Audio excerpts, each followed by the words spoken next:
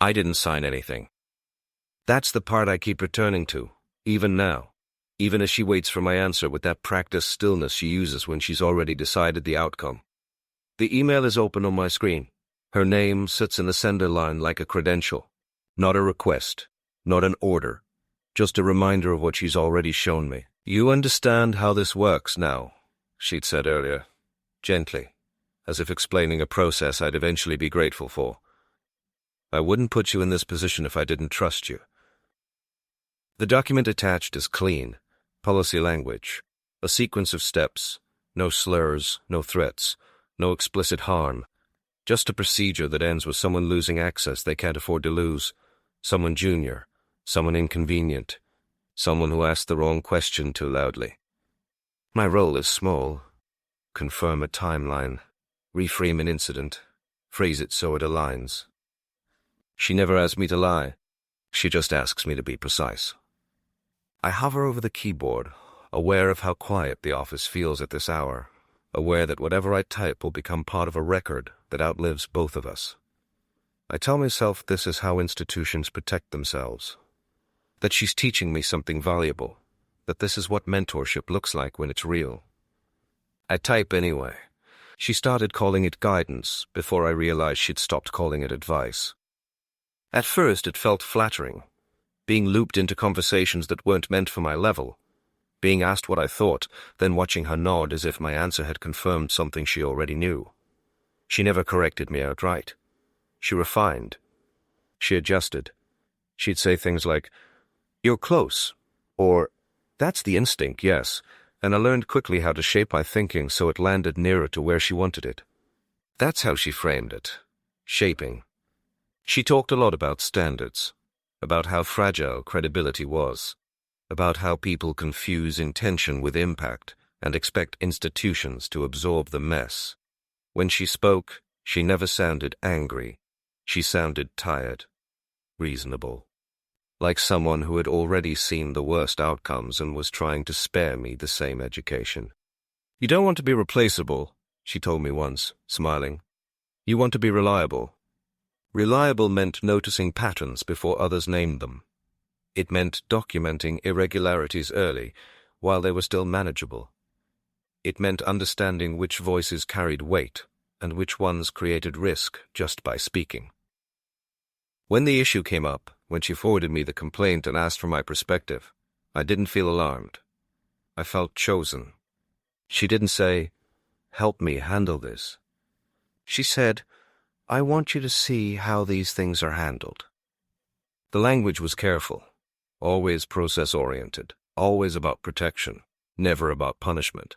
By the time I realized the outcome was already implied, I was halfway through justifying it to myself, telling myself that neutrality wasn't possible, that silence would still be a form of consent, just a less useful one.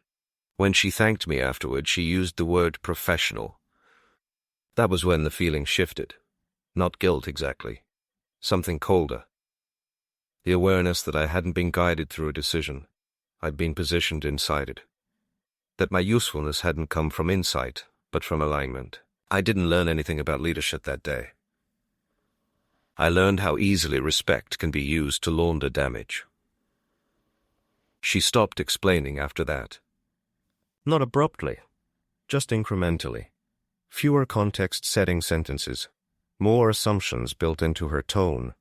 When she spoke to me now, it was with the confidence of someone who expected agreement before I'd had time to form an opinion. I noticed how often she used "we" when the decisions were already made, how rarely she named consequences out loud. "We'll need to be consistent," she said, sliding another document across my desk. "We can't afford ambiguity here." Consistency meant using the same language we'd used before. It meant citing precedent that I'd helped establish without realizing it would become one. Each small contribution I'd made now appeared footnoted in her logic. Proof that this approach was sound, tested, defensible. That's when I understood the trap wasn't obedience. It was continuity. If I hesitated now, I wouldn't just be disagreeing with her. I'd be contradicting myself, undermining the judgment she'd already praised, exposing the fact that my earlier certainty had been provisional, borrowed, situational. She never reminded me of that directly. She didn't have to. She'd pause when I went quiet. Let the silence stretch just long enough to feel instructional. I could hear the subtext in it. You know this already. Don't make me walk you backward. The next case was easier. That frightened me. I recognized the pattern immediately. The way a question was framed. The way a meeting note could be read two different ways depending on who summarized it. She asked me to draft the first pass, saying it would be good practice. When I handed it back, she made only minor edits. Cosmetic. Tone adjustments. Nothing that altered the outcome. You're learning fast, she said. What I was learning was where to place emphasis, what details to elevate and which to let dissolve into procedural noise, how to make a decision feel inevitable by removing the language of choice. I told myself this was maturity, that discomfort was part of growth, that moral clarity was a luxury people at our level couldn't afford. I told myself that if I didn't do it, someone else would, and they might do it sloppily, without the care I brought to it. That was the logic that finally settled in my chest, heavy and convincing. I wasn't causing harm. I was preventing chaos. And by the time the next name landed in my inbox, I no longer needed her to ask. The language started coming out of my mouth without rehearsal. That was the moment I noticed, the meeting where she wasn't present, where her chair sat empty and no one mentioned it. The room turned to me naturally, as if I were the logical extension of her absence. I heard myself say process and alignment and risk exposure, with the same cadence she used, pausing in the same places, letting the same words do the work of narrowing options. No one challenged me. That unsettled me more than resistance would have. Afterward, she sent a brief message. Handled well, nothing else. No praise, no elaboration, just confirmation that I'd performed the function correctly. I didn't reply. I didn't need to. The exchange was already complete. The next request wasn't framed as training at all. It arrived as an assumption, a task embedded inside a longer chain of decisions that had already moved past debate. I was asked to verify a detail I knew would tilt the outcome. I told myself accuracy mattered, that facts were neutral, even when they were selectively applied.